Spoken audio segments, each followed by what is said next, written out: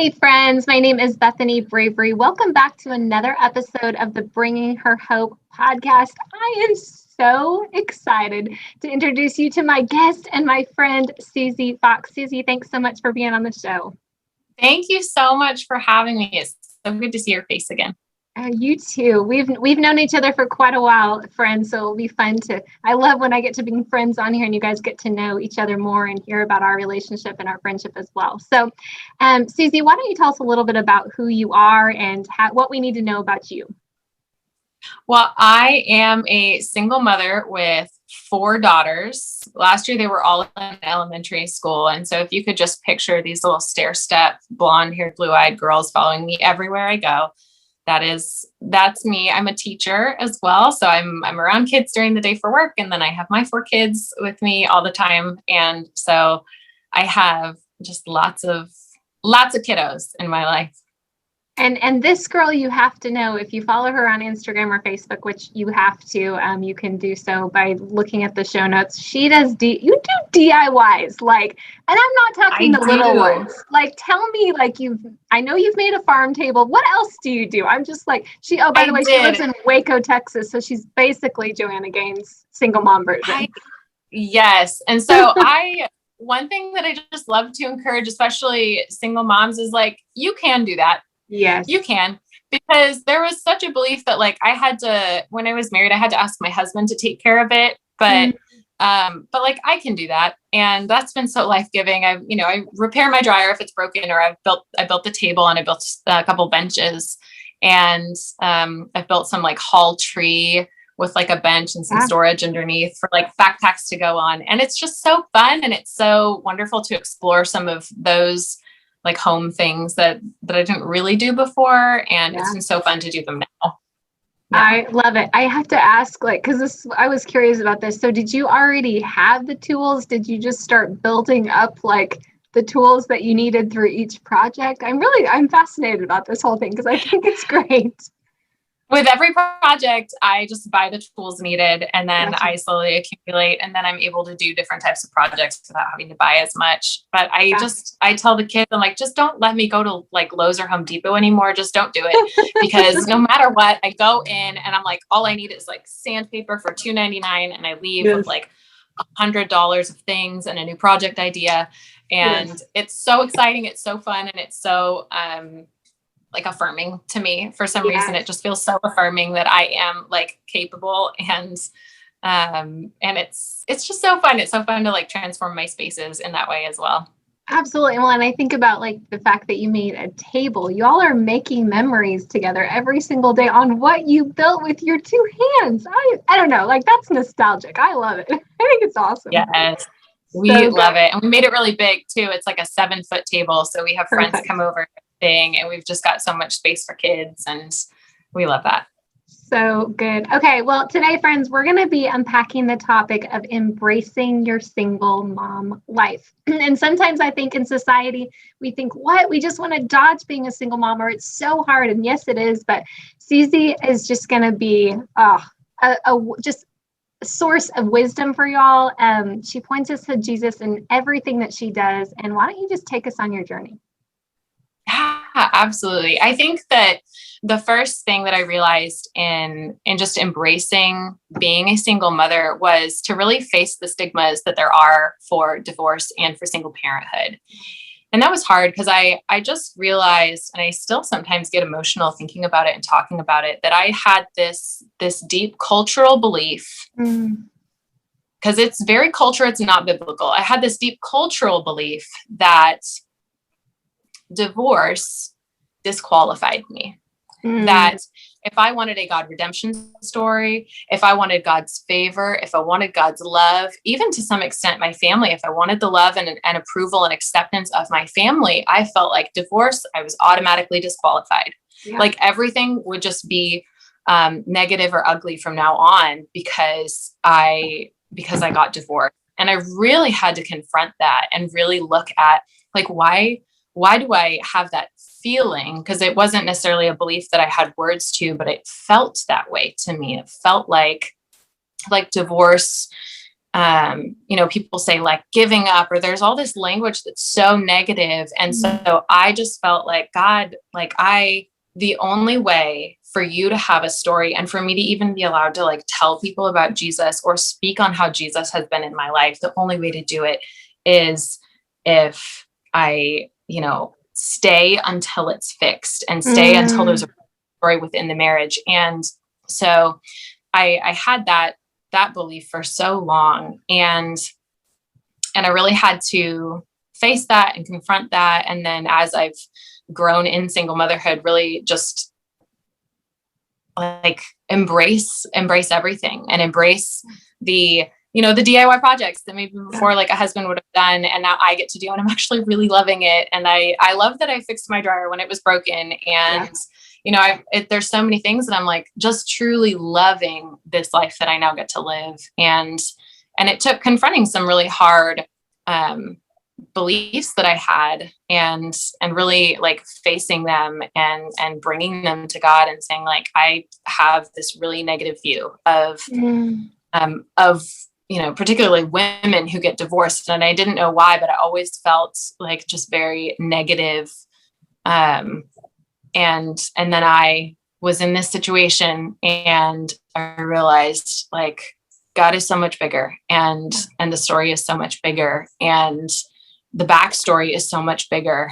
And I really had to repent, and I really had to like bring that to Jesus and be like, I have had this really negative like thought process, and it has not been godly. It has not been necessarily loving. And I really had to come to Jesus with that. And so I would say that was kind of like the beginnings of really just embracing single mom life. But to really understand my story, I have to backtrack, and I have to tell what happened and just how I ended up a single mother with 4 daughters this young. And so I was married for almost 9 years, and things were not great. There was a lot of dysfunction in our marriage. There was a lot of codependency. He had addiction issues with things. And so there was problems throughout. But again, I had this perception that it doesn't matter, what, I have to just kind of be the flexible one and be the loving one and be the one who's like praying us out of this. And I really thought, I'm going to white knuckle it, and I'm going to pray until things change in the way I want them to change. But God gave free will, and it does take 2 people. And things had kind of been shifting. We moved to Waco because of his work. I was a stay-at-home mother at the time. And so we lived in Oregon, and we relocated for his work. And within a couple of months, I found some really alarming things on the computer that I said, like, you are really diving into really like unhealthy, like porn addiction. And we like, you need to fix this. You need to address these issues. And I told him some things I thought would help. I said, I think that going to church regularly, joining a men's group, like maybe getting in counseling, I think all of these things would really help you to find health in life. And about 5 months, I said, you've got like 6 months, but this needs to be addressed. This is not healthy, and this is not good, and it's not safe. And about 5 months later, this was such a God thing. Like, I can't even begin to tell you that technology's never done this, and it did it on this day. But I was sitting at the computer, and on like Windows computers, there's a little like search box at the bottom. I needed like the calculator or something. And so I like click in the search box, but then the kids started talking to me, and the kids at this time were 8, 7, 4, and 2, all my little girls. And so they started talking to me. So I stopped. So I clicked in, but then I didn't type anything, and I just kind of paused, and I was talking to them, and like a minute or 2 passed. And then I looked back at the computer, and that screen, that search box expanded, and it said, would you like to view your computer's recent history? So this wasn't the same as like net history. And I had this unsettle in my spirit. And so I felt like something was going on. And so I was like, that's so strange that this just like popped up and asked me if I want to view what's been opened, like the screens that have been opened on the computer. So I clicked yes. And it showed me the previous week of computer history and what has been opened. It showed like there was an internet tab, and there was like this files window, and then it showed child pornography. And I, that feeling of like just the pit of your stomach just dropping out. And it was so hard for me to process. Yeah. And I just kind of sat in that like kind of unable to process shock, because I knew that there were some issues, but I did not know that there was that issue. And so I was just so shocked, and I called a mentor and I said, I just found this on the computer, because it's illegal. And so I said, I just found this on the computer. He was at work at the time. I was like, I don't know what to do. And I talked with her a little bit, and I ended up calling the police, and they came, and so they took the computer, and this really sent us into this whirlwind of change all at once. It was very sudden. And so CPS got involved. The police were involved. There was a protective order put in place that removed him from being allowed in the house with the children. The children had to go through forensic interviewing, forensic physicals to see if anything had happened with them. And so we had to go through this very intense process. And in the midst of that, I was a stay-at-home mom. The house we had been renting was being sold. I had to find a new house that I could probably afford by myself. I had to find a job. I hadn't even worked anything in 3 years. In fact, I'd never worked a 40-hour-a-week job, because I was having our kids and I was needing a flexible schedule to really serve his career growth. And so I was like looking for a house, rehoming this, looking up homeless shelters. I was having my best friend collaborate with me on this Google document of like, what do I need to get rid of? Should I try to get a storage unit? What are the homeless shelter options in Waco? And all of this in the midst of being less than a year in the city and away from all of my family, because we had just left the state they were in to move to this state. And so it was such a challenging entry into single motherhood. And yet, even from the beginning, there was so much of God showing up in favor and in blessing that people, when they hear it, they're like, what happened? Yeah. Like, no way. And like, even just, okay, so I didn't have a job, didn't have any work experience. I had like nothing to get me a house, but I needed a house before I needed the job. Like, I needed the job, but I had to have a house. And so the landlord who was selling the house we lived in had a little 2-bedroom, 1-bathroom, like 700 square foot. This place was so small that he let me rent, even though I didn't have any job or any way to prove that I could like pay the rent. And he like transferred my deposits over to it. So I didn't have to have money up front to move. I had people from the church come, and they like moved all of my things for me and helped me clean out the old house. It was like so much favor, even just getting settled into our very first home, which we call the Blessing House. And we were so blessed to have it. And we were so blessed to live there. And then I found a job. It was like the first job place I went, and they hired me within like a day of like going to the job fair. And that was for the school district, which worked out so well.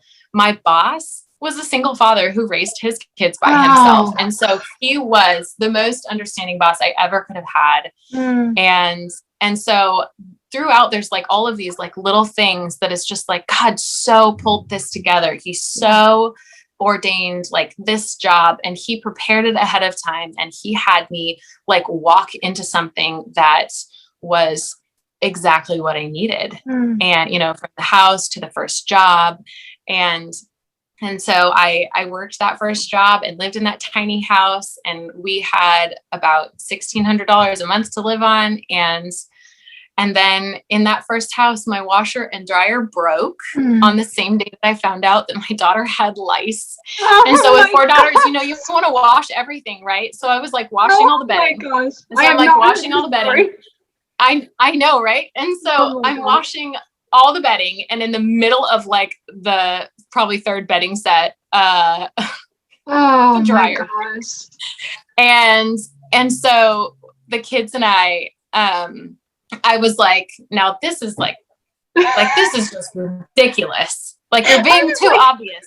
Satan, you're being way too obvious. And so the kids and I turned on worship music, and and we walked around the house and we worshiped like really loudly, just like declaring victory. And it was one of those really impactful, like spiritual moments as a mother, to like have my kids and I do that in the midst of like trying to treat for lice, trying to get rid of any lice that might be in the bedding so that the rest of the family didn't get it.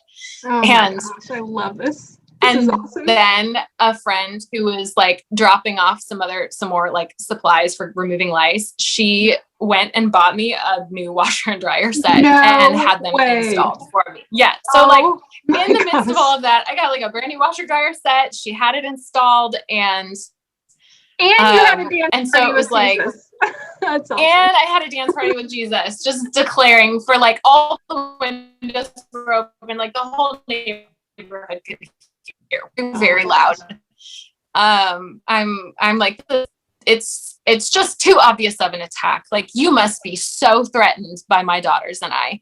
And it was really that like feeling of, I think that's when I really started embracing being a single mom, honestly, because it was that feeling of like, we are being so attacked right now. We must be a big deal. Like, we must be a real spiritual force to be reckoned with. And that was really beautiful, kind of realizing that like my new family was, you know, wonderful and complete, just like that. Yep. That we were that we still had like a God story, that we still had spiritual significance. And so really beginning to like let that sink into my spirit kind of at that time. There was other provision, like someone at church walked up to me. It was my life group leader. And she was like, someone just gave this to me to give to you. You don't know them at all. And I was like, okay. And I take it, and it's an envelope with $2,000 in it when I needed money to like, you know, pay for a vehicle, or there was some significant thing I needed money for, that I just randomly, a stranger gave me just an envelope. I'm like, people don't even know me at church like that, because it's a large church that I've been going to. And God just showed up in these ways. And when I got the job, and I was so excited to be a secretary and to be working in the school district and have, you know, kind of my end of day be near when the girls are out of school. Yes. And they were homeschooled before. This was their first year in public school. It was so many transitions. And so I started going to work, and I worked in like July, August is when I started that job. And before, I'd only lived and worked in Oregon and Washington. And so when I tell you I owned wool. Like, I did not have work clothing that was Texas weather appropriate. Yeah. And that was the month I turned 30, and a very sweet friend took me out for my 30th birthday and got me a work wardrobe, and just blessed me immensely for me to have like things that I could wear and not be wearing wool in August in Texas. Yeah. And so God just kept, like, there was a need, and it wasn't just like someone like had some hand-me-down slacks. Like, this wonderful woman got me an entire wardrobe from Loft for work. And so when I say God blessed me abundantly, I mean, like, it was absolutely unfathomable, like how much God was giving me and how much God was pouring into this like new life we were creating together with the kids and I. And what they don't know about they don't know about you is you are. No, you're good. Go ahead. Oh, good. What they don't know about you is you are a fashionable girl. And so what I love about it is, like, not only did God pour out an abundance, but he down to the detail, like, he knows you love fashion. He knows you like to decorate your house, like all of these things, like he cares about every single detail. I love it. So good. Yes. And so it felt so, special because of that. Because, like, I'm just so known by God that the thing that would really mean the most to me and that would really touch my heart and make me feel really valued and loved and special is what happened. And so I went through that first year. I was a secretary, and teachers make twice as much as secretaries do. And I went through my alternative certification to prepare to become a teacher, while I was working that job. And then this program was like invented in the Waco school district, where they will pay for your master's degree and you make a 5-year commitment to work in these schools that are really struggling. And so I said, I was like single mom, and also transition to teaching, and like also maybe like go to grad school. Like can I do that? Is that a thing I can do? And so I applied and I got in. And so I was beyond thrilled, because I had always wanted to go back to school, and that had never really been something I could do before. And so I studied and I worked really hard, and 18 months later, I graduated with my master's of education, which felt like so wonderful to do that and have my kids see that, like, yes, it took hard work, and sometimes I was stressed, and sometimes I had to stay up late and be doing schoolwork, but like that's something that is attainable even while you work full time. Yeah. And so that was another, just like, I got to do, like, education has always been so important to me. And if I could be just in school forever, if I could just go get degrees for the rest of my life, I would do that. But it's expensive. And like, God knew that. And he provided a completely free master's degree for me. I didn't have to pay anything for it. And so that was just another one of those things that I'm just like, God is like so close and meeting me in these places where I feel so known, and I feel like so paid attention to. Yeah. And that's such a lovely feeling. So, I'm still doing a lot of changing in life. And right when I started, I became a teacher, started my master's program, and bought my first house all within a month, which was so wonderful. That was another thing that was just like, the housing market is challenging, and it's been a year and a half now. And so the housing market's hard. And in September, I closed on this wonderful house. And people, when they hear what happened with me buying this house, they're like, there's just no way. There's Let no us way. in. It's in the We best, want to know. right? It's in the best neighborhood, like in Waco. It's in like the best neighborhood by the best elementary school. It's a very safe road. It's a little busier, but there's like I had a friend who works for the police department in dispatch. And so she checked to see, like, is there any crime reported here? There is absolutely none. And I came and looked at this house, which was already priced really competitively and really well. And it's got 3 bedrooms and a garage and 2 bathrooms and a full backyard that's fenced. And I'm like, this place is absolutely perfect for us. It's so safe. It's just the right size. And it's like twice as big as our rental was. And then they came down on the price, like $15,000, and gave me like $5,000 at closing, and they paid the closing costs so that I could do repairs and make some changes to some things. Not even big repairs, like nothing is actually really needed. The roof is new, the air conditioning is new, like everything was so rock solid. So I was able to just like update the bathroom and make like, have like a new garage door put in, some things that just like, not only did I get this house for like a killer deal, but I got a ton of money off. They gave me money. I got like a check at closing, and they paid all the closing costs. And then during closing, there was some problems. And instead of closing on a Friday, they were like, oh, it looks like we're going to have to close on a Monday. But like someone's boss's boss, who is in Colorado, like pulled strings and made it happen. And I don't even know why. And so I ended up, because I had like moving people planned in it. And so I was like, oh, well, it's going to like shift everything, and I'll be like at work. And then everything pulled through, and my realtor and my my guy who was doing my mortgage, they were like, I've literally never seen this happen. I have never seen that high up of a boss get involved to make sure something closed before a weekend. Literally never in my career. And so there was just so much abundance and so much like just grace and love. And throughout this whole thing, I'm just like, it's like people say trying to drink from a fire hydrant, and so much of like God giving and filling my life with all this goodness felt like that. And, and so I've just been, doing the next thing in each season and taking the next step.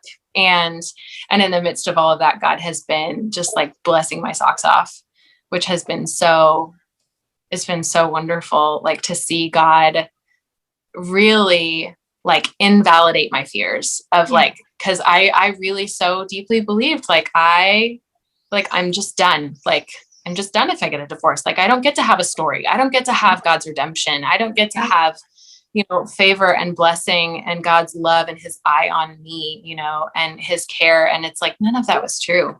None of that was true. Yeah. And so that's been really, that's been beautiful. It's so good because, that is, I feel like the enemy doesn't have a lot of ploys. He's got like a few in his back pocket. And one of them is to tell us that our story's over, that we've either, and I'm not even talking about sinning, but we've either sinned too much or, this happened to us. So there's no way. And it's like, no, like if there is breath in our lungs, he's still redeeming our story. And I love that. So I don't know who's watching right now, but maybe they need to hear that. Like, your story is not over. He is still writing. He is the author of your story. And I think it's what you kind of embraced and what you modeled in this situation. And that is when we have our hands open, like basically you were completely stripped down, meaning like house, everything that you knew, everything that was home, everything that was whatever that definition was for you was gone. And that same thing happened for me as well in my divorces. And so when you get to that place, you really see, then it's like, Lord, you can have it all because I don't have anything. Like, I don't know what you're going to do. I don't know what door. And I wish like we didn't have to get to that place, like having everything stripped away. Like, I want us to all as Christians have this posture of you can have anything, everything, but access to anything and say into anything. But man, tell me, I'm really curious, I think something that people see in my single mom walk, and I know they see in yours, is they see independence. And both you and I have experienced codependent relationships. And so going from being in a codependent relationship to then, pivoting into being very independent, I'm curious how you would answer the question, how do you, Susee, become independent but at the same time dependent on Jesus? Yeah. I think that like what I said earlier about just doing the next step, that has something to do with it. I don't plan out. I have goals and I have like things that I would love to accomplish in the next 5 years, but like God has ways he wants to bless me. And I think really, truly, deeply believing that has impacted me so much. Yeah. Because I went from this belief that like God would maybe give me scraps if I begged and prayed right. And that was more that I was believing in, to God was so abundant with me that now I'm just like God obviously wants to give me like the world and a half. And so I'm just going to, tell him what's in my heart and what I want and what I'd like to do. And then he is going to direct and bless me, and that's going to be the path. And so I feel like that's encouraged me to be more independent and also, I want to say outspoken, but that's not quite, it's like outspoken of like what I want and what I want to do and what I want to be and where I want to go and the life I want to make. And I can be really bold about it because I'm like, God wants to pour abundantly into me. And that has given me just so much more boldness, I think. And so that has, I think, really impacted the way that I kind of just live independently and walk in without fear, just walk without fear. Yeah. I'm curious how you would answer the question, what has, we've talked about his provision and how faithful he's been and the physical doors he's opened and jobs and finances and all the things. But I'm sure the listener or the viewer is asking, but how do you see that on the computer screen? How do you, how are you married for 9 years and, your spouse struggles with addiction, and that's a whole nother lifestyle that you live as a wife when you walk out addiction with your spouse. How do you heal from that? Yeah.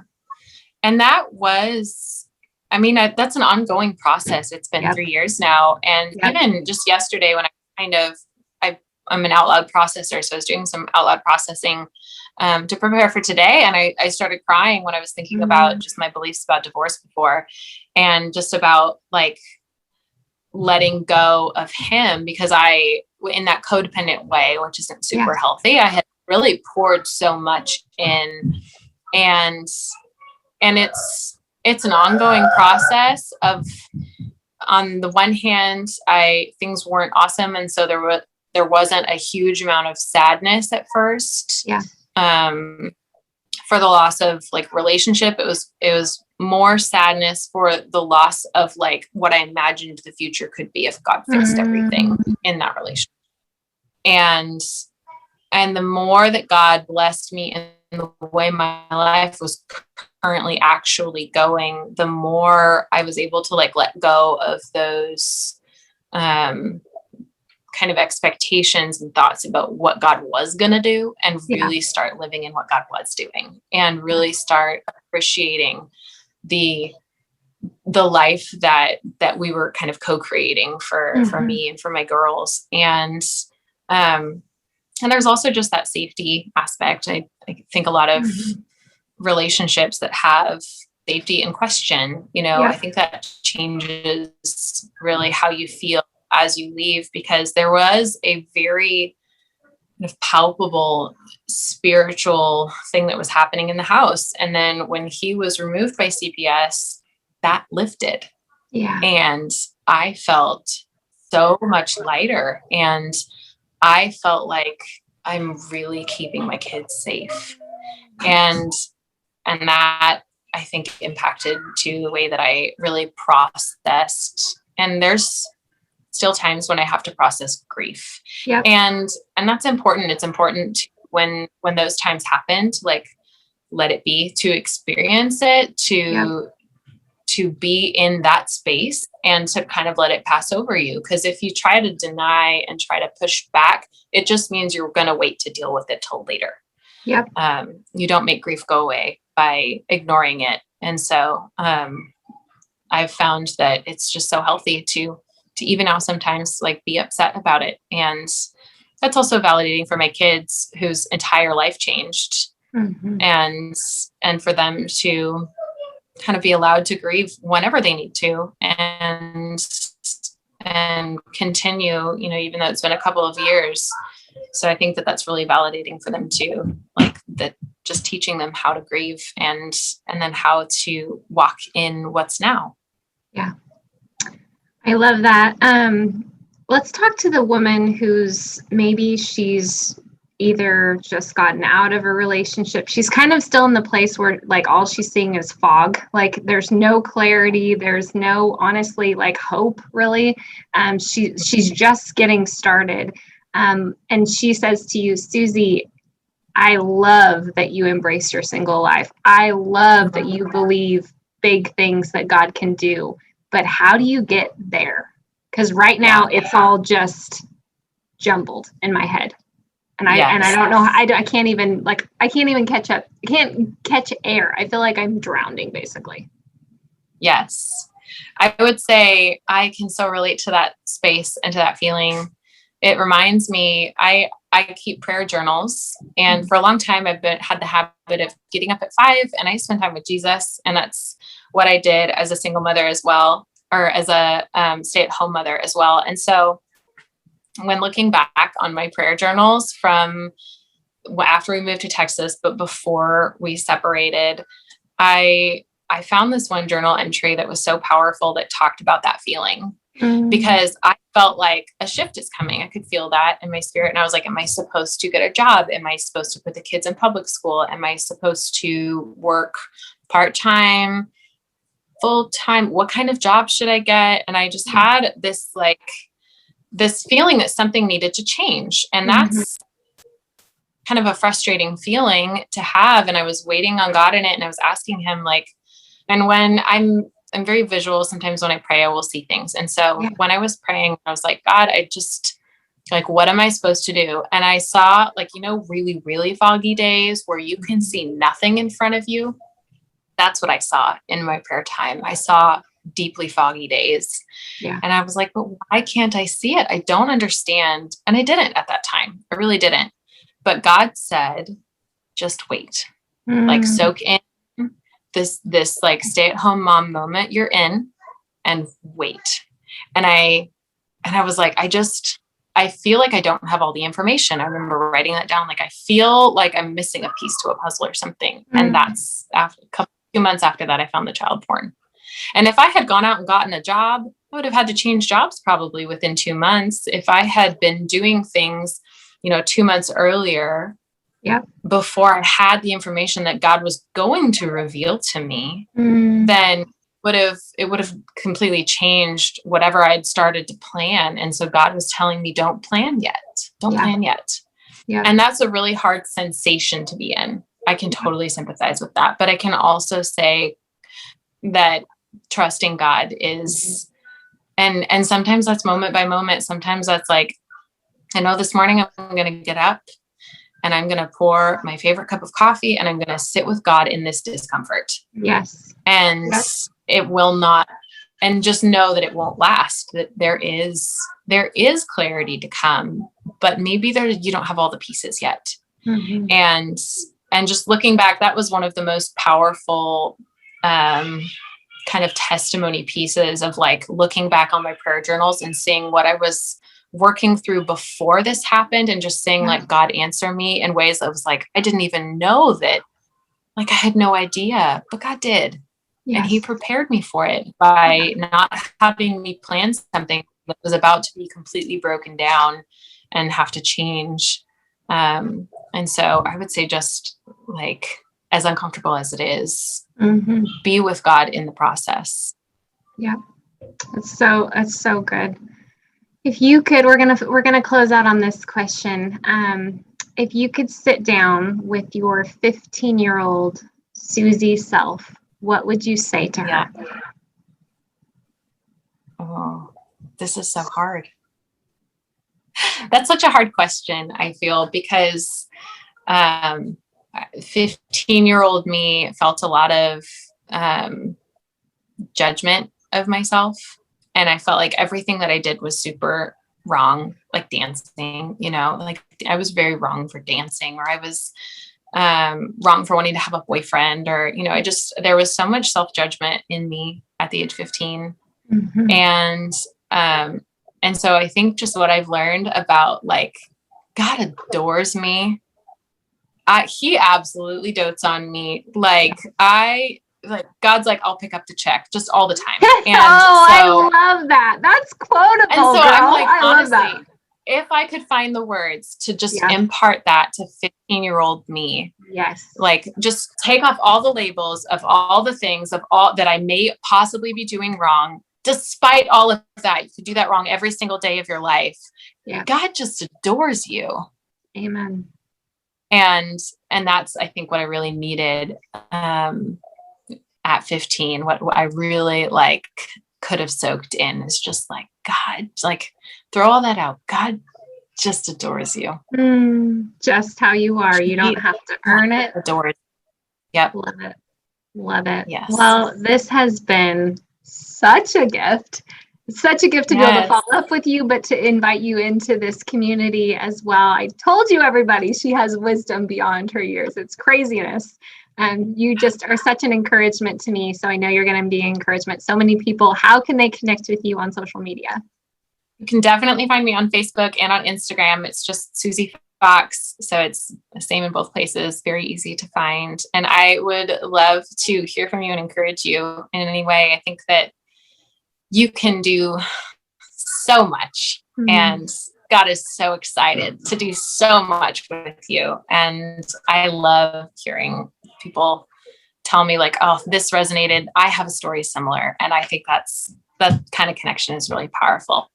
So good. So if you are doing laundry, if you are exercising, if you are taking care of 4 girls, whatever you're doing, those links are in the show notes. So if you can't find her on social, just head there, bringingherhope.com, or you can look at any podcast platform and those show notes will be there as well. Thank you, friend. I know you have to be a mom, and now you get to be on summer because summer's you're out for the summer, which is so exciting. Yes. But I'm so grateful for this time. So thanks for being with us today. Thank you for having me. Absolutely.